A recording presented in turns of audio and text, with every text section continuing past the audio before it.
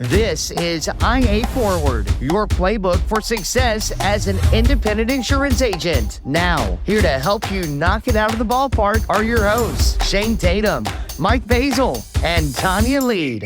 Welcome to IA Forward and a special episode because the Robby Jabbour is back with us.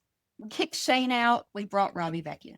Well, I've just been hearing about all the success you guys have been having since my last episode. And I noticed Mike was giving out autographs at conference. And so I was like, man, I got to get a piece of that again. Well, and Robby, you are still the number one episode that we have ever had was the first Robby Jabbour episode. Well, that was fun. I mean, I remember it. The life insurance episode, Jeff was in on that. And for y'all that don't know, Jeff Howard, he used to work here with our life guy. But anyway, that was a lot of fun. So I enjoyed it.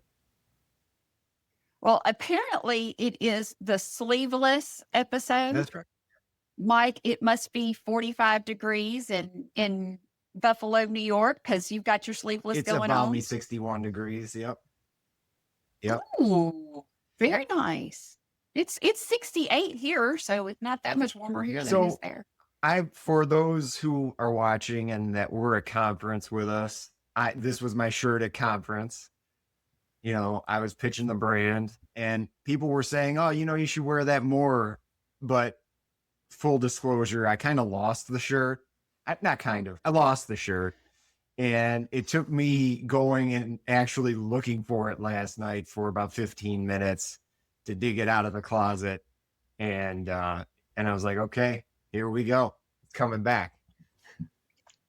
This is the shirt that when Mike gets an email that says, you should dress up for this event. And it's elevated business casual. Dress a little nicer than you normally would. Yeah. This is what Mike chose to wear for that. You just need to add a bow tie, Mike, and I think that'd be the cherry on top. Funny story about this shirt. So I made this myself with my wife's. Mm-hmm. See this? I'm going to screw this up.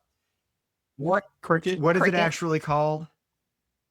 Okay, so I went online. This is how much I know about this stuff. So I'm like, I'm going to make me this shirt. So I go online. I thought it was cricket, like a cricket that hops in your backyard. So I'm typing that in. And I'm like, what? Oh, now I don't even know what this thing is called. So once I got past that, little tutorial, couple minute tutorial, here we go. And I got after it. It took me all night, but I got it done.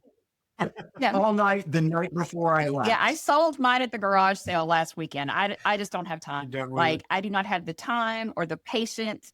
The time value of money for me and a cricket,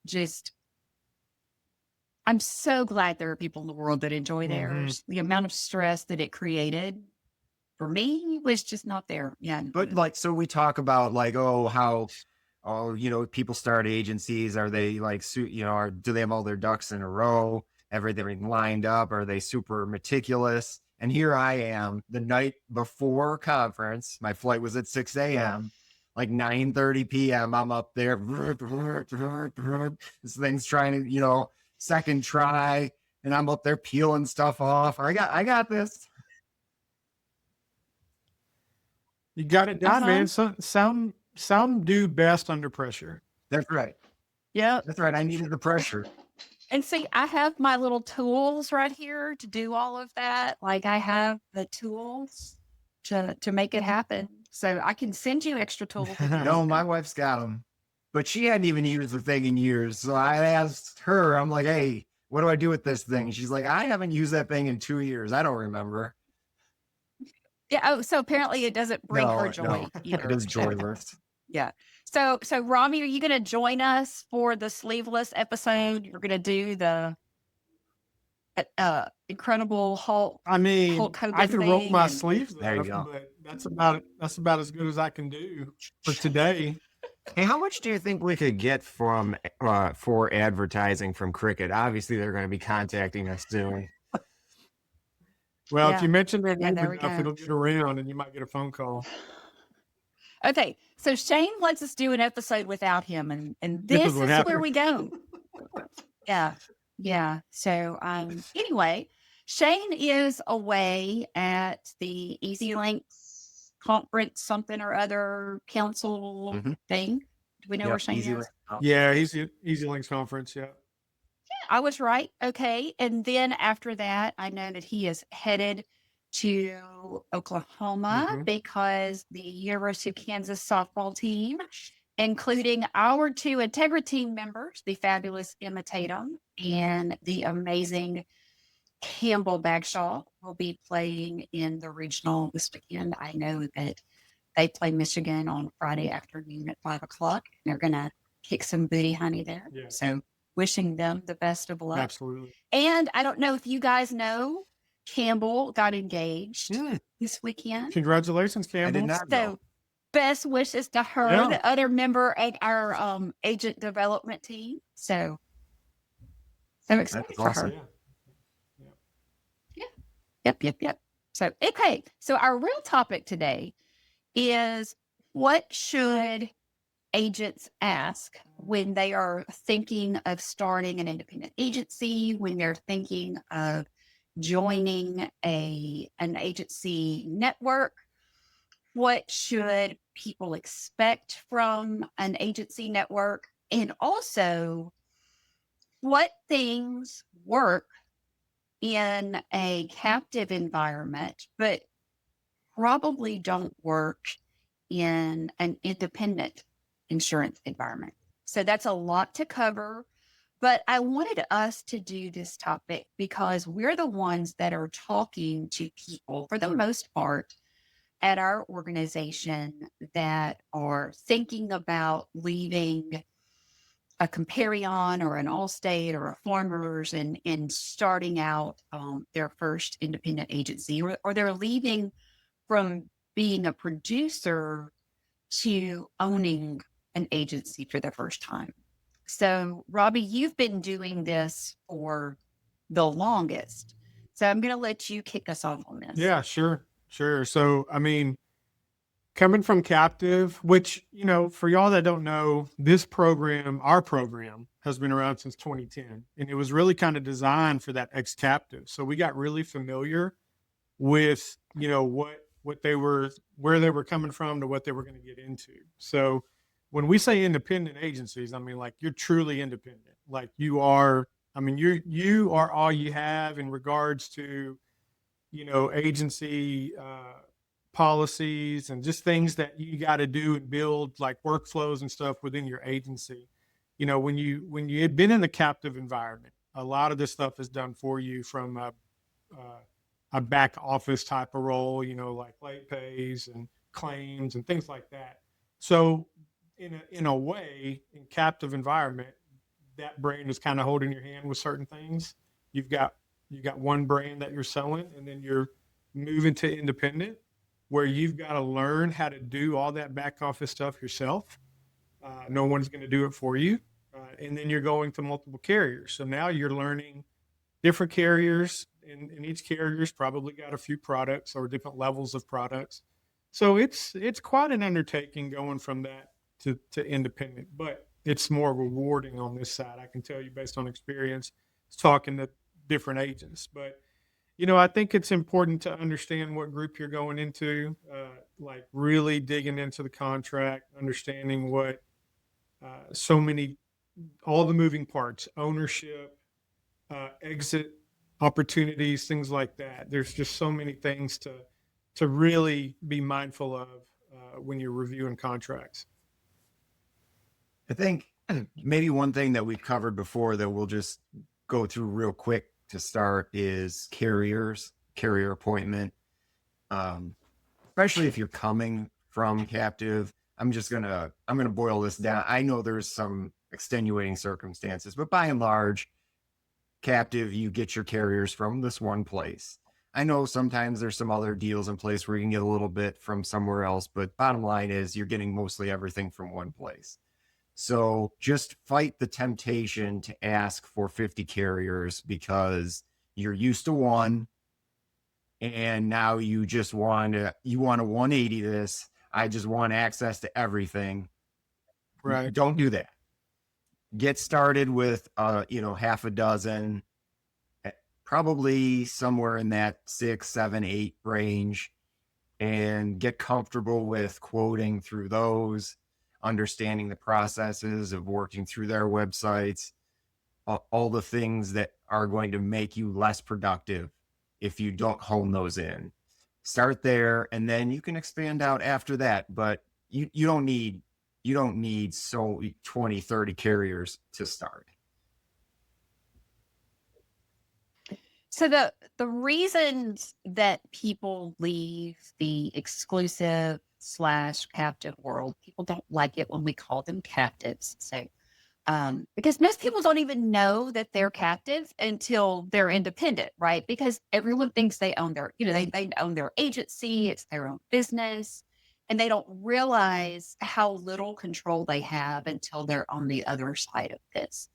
But the reasons that people leave that exclusive captive world tend to be, limited carrier appetite, right? Or losing an account that that should be winnable, corporate branding.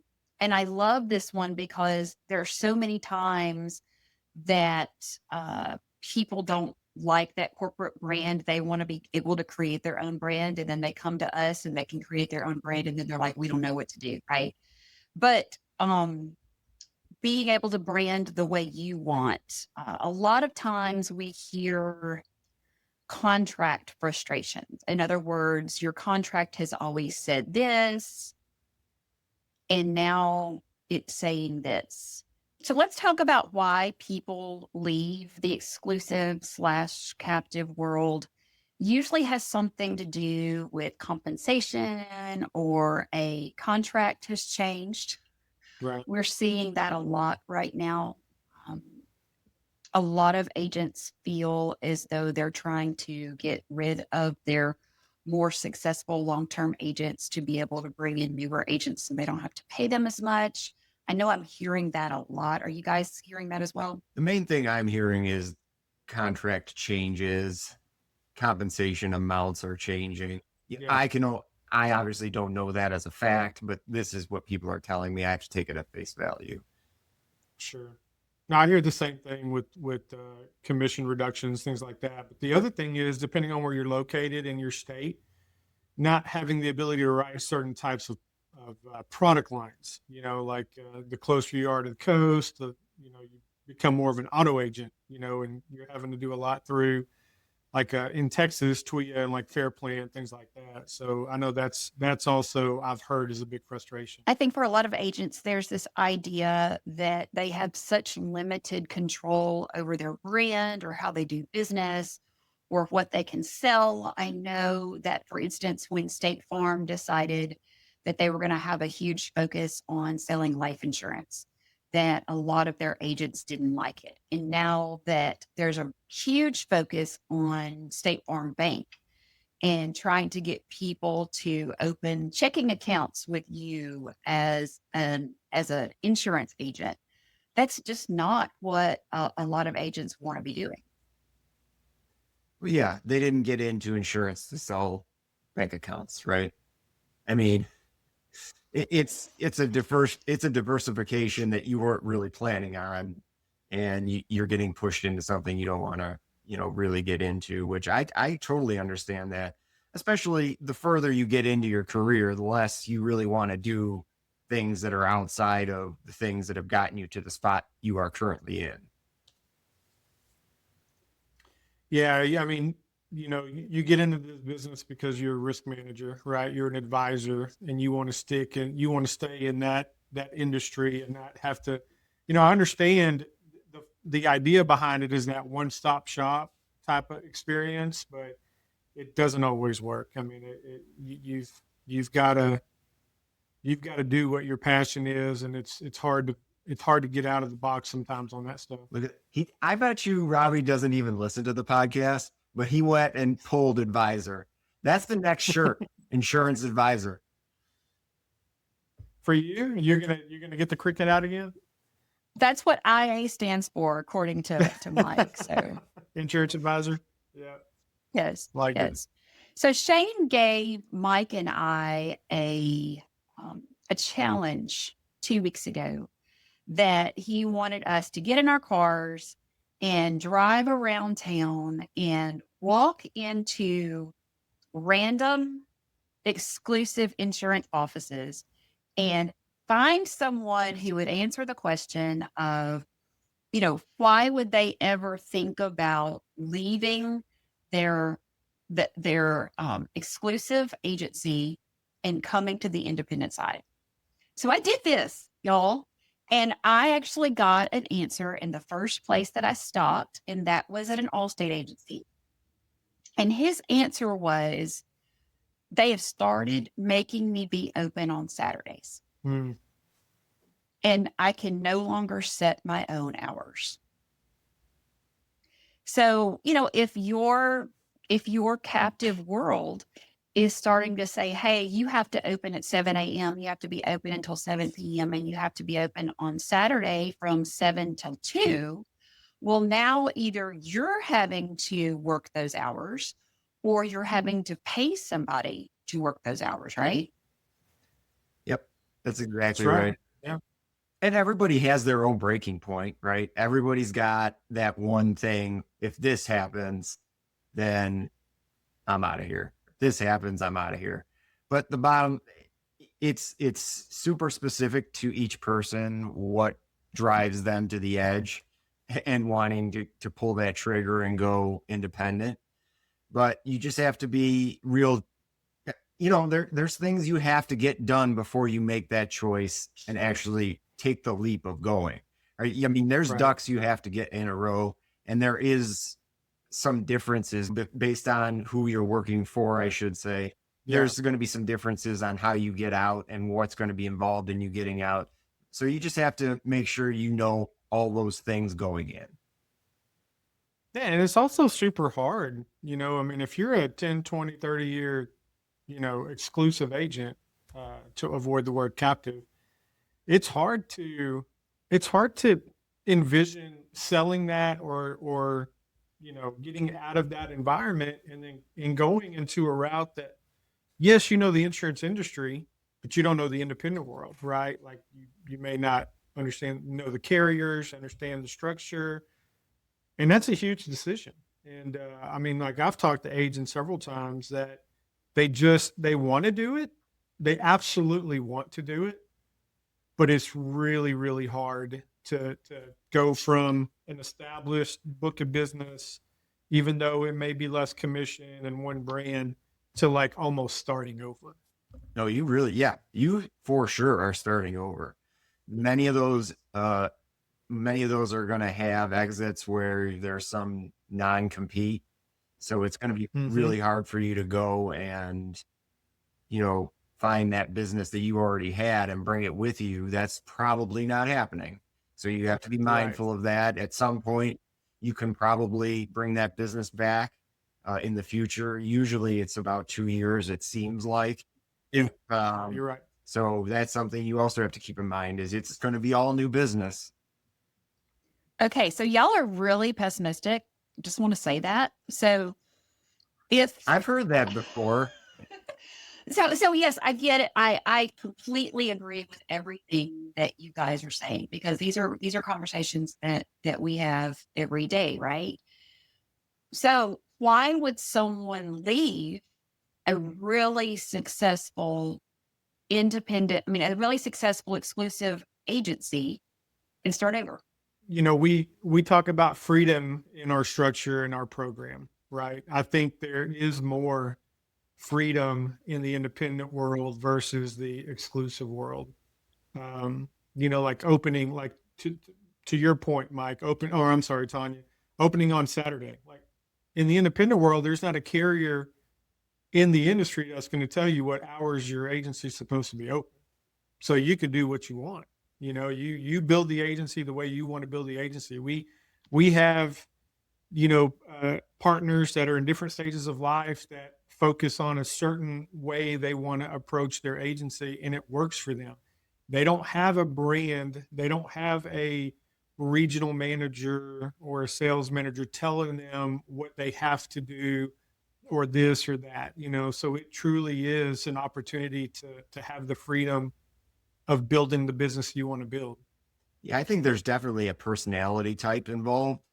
If you're a real alpha and you prefer have things your way and you don't want people breathing down your neck all the time about, are you getting this done or that done? Or why aren't your numbers at this particular level? Hey, go independent. You live exactly the way you want to live. If you only want to be open 9 to 12 every day and be a solopreneur, Or 9 to 12 on and Fridays, so you can go play golf. Yep. Mhm. Whatever it is you want to do, and you can still generate business and you're going to have that recurring revenue. Mhm. Hey, go do it. Nobody's going to tell you what to do. So let's talk about questions to ask a group when you're thinking about going independent and joining an agency network. The one that I always get is, will I own my book? And Yeah, that's owning number your one. book means Number one. different things in different models, because there's so many times True. I've heard people say, well, so and so says that I will own my book, but then when I look at the contract, that is stair stepped, and I don't own my book till I've done this for 15, 16 years, Yeah. or it says I own my book, but I really don't. I have to buy it out. There's a penalty to exit, all of the things. So let's talk about what owning your book means. Yeah. One other thing that people don't include in do I own my book that I feel like they should is there some sort of non-compete if I leave? Because that's pretty important as well. If you can own your That's book, right. but if there's some stipulation in there that there's certain carriers that you can't work with, now you're really backed into a corner. Yes, you own the book, but there's nothing you can really do with it. Right. So I would lump all of that together along with what you were saying, Tonya. But to me, owning the book, and I do know that some other groups say this, and this isn't group bashing. No. There's a It model just, for it is what it everyone. is. But Yep. ask the question. That's right. Exactly. But ask the question, like, on day one, do I own 100% of my book at all times? And is there a penalty for leaving? Right. If I leave, what happens? Right. And here's the why from an Integra perspective. I know we don't talk about Integra a lot, Mhm. but from our perspective, I think it's important for us to say, well, why don't you have those hooks? Why does someone own their book from day one, 100%? Mhm. There's no exit fees. There's no non-compete. Mhm. And Shane's obviously not on this podcast today, but I know his answer. And it's that if you're not happy, it's not in anyone's best interest to continue rolling down the road in That's right. a relationship that's broken or fractured. It's just like marriage, right? If this marriage is broken to the point where it can't be repaired, holding you here is not going to be beneficial to anyone. Yeah, we want you to want to be a partner, right? We don't want to hold you hostage, like Mike said. So it is important for us, and that's when Shane built this program. I mean, it's been like that since day one. There have been times where he could have changed it, but he never wanted to go down that road because he really wants partners to feel the freedom, and that's why we have such a high success rate with retention with our partners. Going back to talking about so many exclusive agents want to leave because of contract changes. I've been with Integra for over 9 years. Robby has as well. And in that time, we have had one contract change. I think it's only been one contract change since the beginning of time. I think it took like 3 years of discussion to come to that one contract change. And it had to do with E&O insurance requirements, and because our group had grown. but that's it. Like I said, it was a long-term, discussed over and over and over and over and over again discussion. But we don't change contracts. And I think that's one of the things that makes us special. This conversation isn't about, come join the Integra Partner Network. Yes, we would love to play with you. We would love to talk to you. Shameless self plug there. But really, there is a model for everyone. And some people want different things, right? One of the questions that I know that I get asked is, are these direct appointments, or do I have access through a master code? Some people want to be able to go out, prospect, send their information in, let somebody else do all of the work. They just want to prospect. That's not our model, right? And so find out, is the group putting you just all under one code, or do you have your own code? Do you have an opportunity to build relationships with your carrier reps? And I think that is so important. And that is, you go, Mike. Yeah, I was just going to say, and for those out there that maybe don't know the difference between those two things, a house code, what that means, Tonya alluded to it, everything goes in one bucket. And so there is an issue with that you have to be aware of. I don't know if issue is the right word, but one thing you have to be aware of, I should say, is that it's the documentation that comes or goes to the insured is going to have the name of Integra or whoever it is, if it's in a house code, at the bottom of that. So that's just something you need to be aware of. Where if it's in a subcode environment, or a direct, everything is or going direct. to have your or direct. It's going to have your agency's information, and that to a lot of people feels better. Right. Yeah. I want to piggyback on what Tonya said, because I think it's super important for partners to be able to build relationships with carrier reps, be able to contact claims in case they got to help a client with a claim situation. There are certain groups and environments where the carrier doesn't even know who you are, right? You have the ability to quote or have someone quote for you, depending on the model, but you don't have any back and forth with carrier at all. And so I would caution you on that. But yes, I think it's extremely important to know what type of environment you're in to be able to communicate with carriers one-on-one versus going through, that third party. Yeah. One thing some people coming out of captive they don't fully understand yet because they haven't lived it is, there's this MGA carrier that you can work through where you send them information, they take care of it, they send you back the quote. There's some time lapse in there, days, weeks, I don't really know, it probably depends. And if that's what you're looking for, that's not going to really fit into what we do here. This is more of, okay, you're going to work with carrier A, and you will have direct access to their website. You can go in there, you can do what you need to do, and you can generate your quotes, real time as you need them. Mm-hmm. Yep. One thing I think is really important to ask is, are you eligible for profit sharing, contingency bonus? Where do those dollars go? And even carrier contesting, right? There's carrier contesting that happens. And do you get those bonuses? Does the company you're getting access through get those bonuses? That's one of those big things for me that I know that makes us different, but different orgs do that different ways. But a lot of agency organizations don't share those bonuses. That's right. They don't. And actually, Tonya, to go back to contract changes, that was actually something that was changed in our contract within the last 3 years. And it was in the benefit of the partner, in my opinion.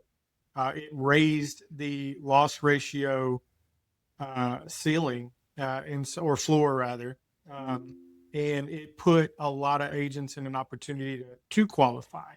So yeah, I think that's excellent because there are far too many groups that don't share that with their partners, and it is important for them to know where those dollars go. And kind of tying into that dollars and cents types of things, obviously you want to know how commission splits work. How is there some amount that you have to get to and then everything is yours, similar to ours, or is it a flat percentage for every dollar you write? That's all important. And really that depends on what kind of agency you plan on having, because that will make a difference on which group you may want to go with. If it's a flat percentage, no matter what you write, but you are not planning on writing a ton, and that may work better for you. If you plan on going and, selling to everybody and you're going to really make it happen, well, maybe a capped system where there's no dollars taken after a certain amount is better for you. I was wondering if Mike was going to say the word cap, because we know exactly how much Mike hates this word. And I noticed that he skirted around it the first time. I really did try. I really did try to not use it. It's not so much that I have a problem with the word. It's just a word. It's fine. But the problem is that I have teenage children, and that word has a different meaning to them than it does to me. So now that is how I think of this word, and it doesn't really work in this environment. So now it's got me all twisted up. Man, that pushed a button. Your voice elevated talking about that. Because Shane and I have argued about this. Cap. Yeah. Is it the same way in your household, Robby? He talked about on me. I said, is it the same way in your household? Oh, 100%. 13-year-old son. I think Mike's got a 13 or 14-year-old son as well. So we hear it all the time. Which Shane's favorite is the 6'7". No, wrong. Mike said it earlier, but he didn't stop and do this. But no. I said 6 or 7 or 8. See, I got out of it. Just keep rolling and you'll be all right. Oh my goodness. So one of the things I think you should ask is, how does quoting work? Are you able to quote yourself? Are your team members allowed to quote, or do you have to send information off to a service center, allow them to quote for you? That's one of the two majorly different types of agency networks out there. Do you have a direct number to talk to a specific person, or are you going to be sitting on an 800 number, getting a different person every time, and waiting? And how much do you like the waiting game? I know that those are big differences in different types of groups. Mm-hmm. Yeah, it's tough. The waiting game is tough because, when customers are shopping, you're not the only person they're talking to, right? So timing is key in the ability to write that business, win that business. In our program, as y'all know, ours is a very hands-on approach. The partner has full quoting and binding authority, has full access to carrier reps and relationships and all that good stuff. So you control the quoting environment versus having to go through a third party. But again, some people like not having to do that. Sure. I can't imagine that, but you're right. They're out there. They really are. I talked to one last week. So I think hidden costs are a big thing. Like, are they upfront about monthly fees, onboarding fees? Is there anything hidden? Are you having to pay for people to do your social media for you? Are you having to buy your phone system through them? Like, what other costs are there for joining an agency network that you don't see or think about upfront? Yeah. Another big one for me is we do have an onboarding fee. One question people should be asking is, okay, I get it. I understand that. Is that a lump sum or can I spread that out? For example, we allow people to spread that out over 12 months.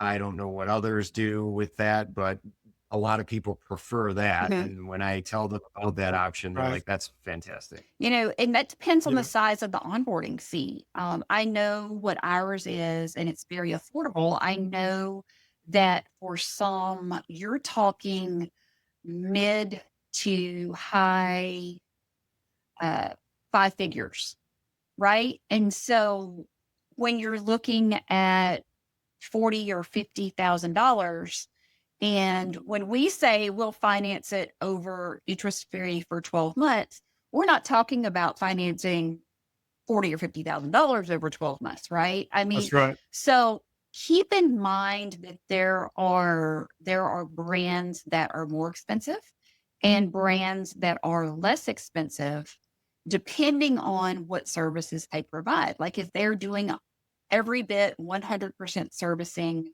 of your book, all you're doing is selling, well, then you're probably going to pay more than you are if it is, here's the market, we're going to help you, we're going to do all that we can, but it's still your book of business. Mhm. Yeah. That's a good point. Another thing that I think is important is there something that particular group specializes in, or are they trying to be everything to everyone?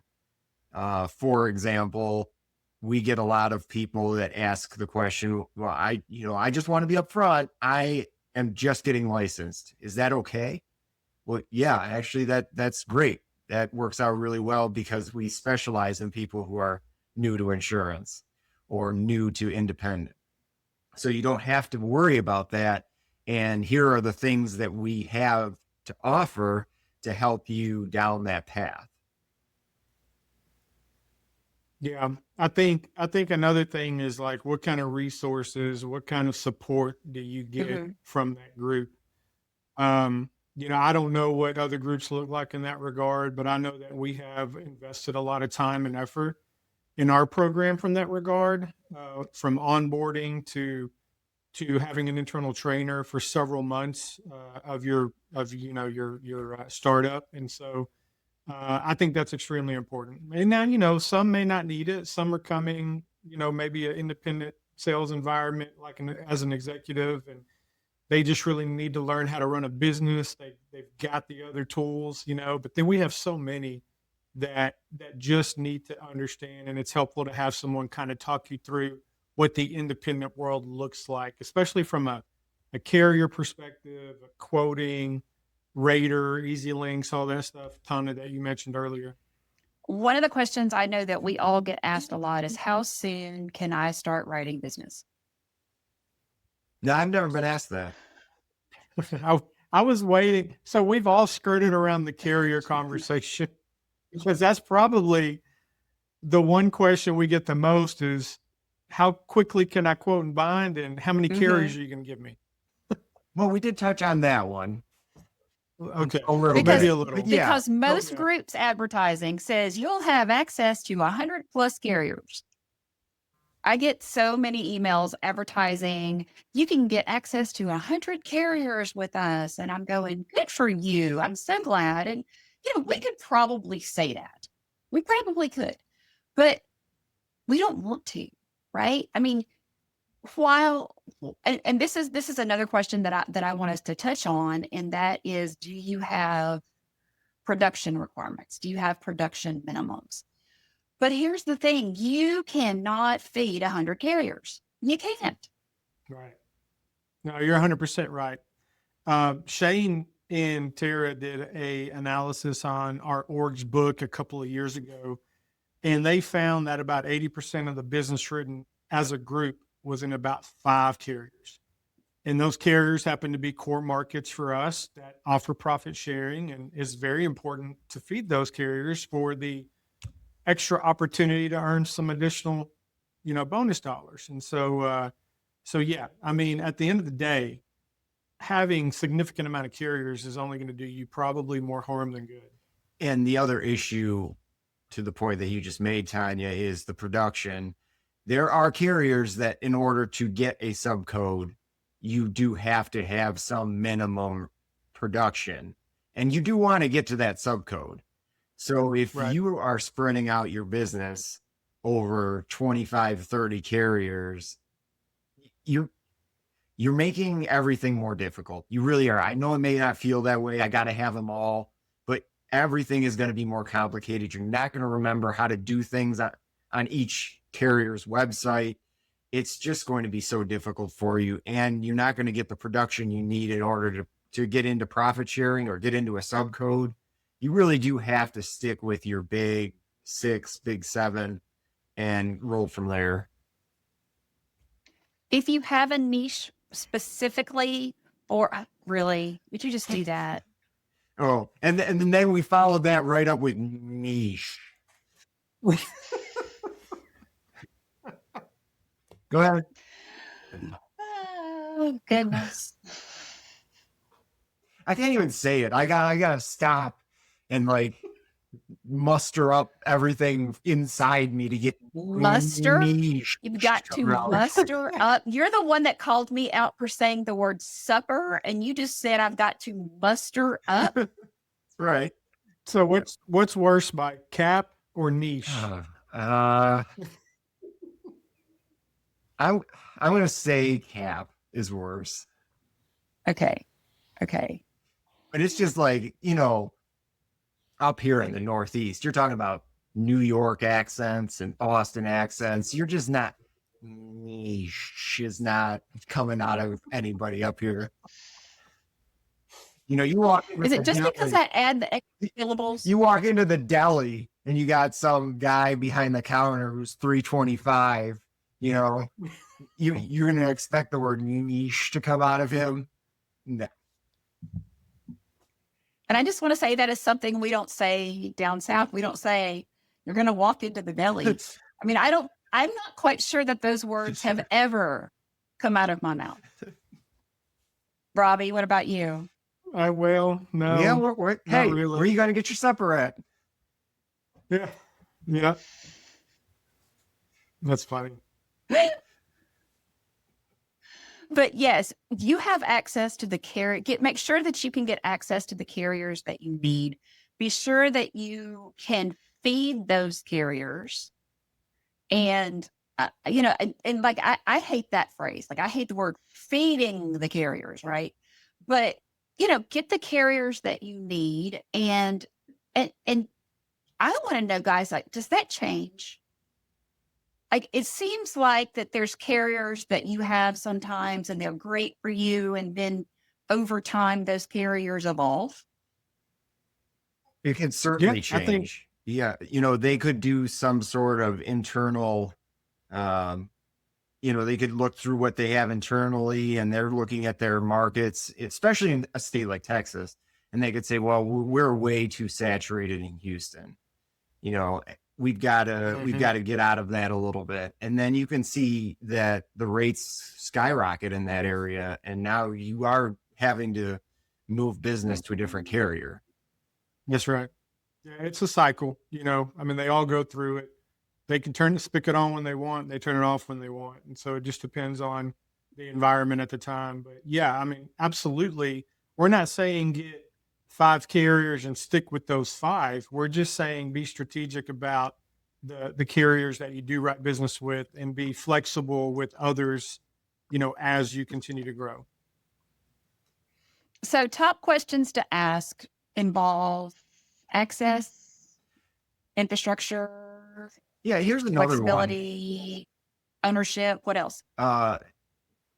Just to go along with carrier access, especially when you're talking about joining a group that's maybe a little smaller, that isn't national, you will run into situations where those carriers in their portfolio are not all the carriers in your area. There will be regionals that that group does not have access to. There are some regionals that actually will not work with groups at all. So one question you should definitely ask is, what happens in those situations? What if I need one of these regional carriers that you do not offer? Do I have any ability to have access to that or not? Yeah. And to piggyback on that, Integra does. We do allow market exceptions, which allows you to go direct in some cases.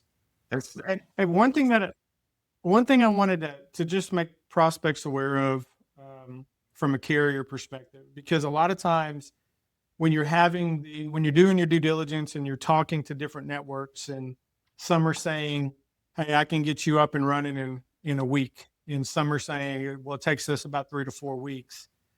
I don't necessarily think it's always in your best interest just to go with the network that can get you up and running the quickest. It doesn't necessarily mean that long-term they're the best partner. I think everything that we've discussed regarding the contract, all, in my opinion, has to be weighed, no matter how long it takes for you to be, quoted or have the opportunity to quote and buy. Because at the end of the day, you don't need to look at the first 3 months. You need to look at the next 10, 15, 20 years. Yeah. If they're telling you that you're going to have 50 carriers and they're going to have you up and running in a week to 2 weeks, that means you are not directly appointed with anyone. Most likely. Yeah. I can almost guarantee you that. Yeah. Well, thank you guys so much. Thank you, Robby, for filling in for Shane today. You did a fantastic job. We always enjoy having you on the podcast. Welcome home. Come back and play with us some more. Will do. I enjoyed it. Good to see you guys. I'm going to leave us today with this quote from Pat Summitt. Responsibility equals accountability equals ownership. And a sense of ownership is the most powerful weapon you can have. Robby, take us out. You do it. Attitude's a choice. Make it a great one. Bye, y'all. At the Integra Partner Network, we understand that carrier access is the key to your agency's success. That's why Integra offers direct access to top-rated personal and commercial carriers, ensuring your agency thrives in today's challenging market. And with our comprehensive resources, profit sharing and bonus opportunities, technology and peer support, all while you retain 100% of your book with no penalties to exit. Integra is ready to empower you and your agency to find sustained growth. Find your way to Integra. Visit IntegraPartnerNetwork.com today. That's IntegraPartnerNetwork.com.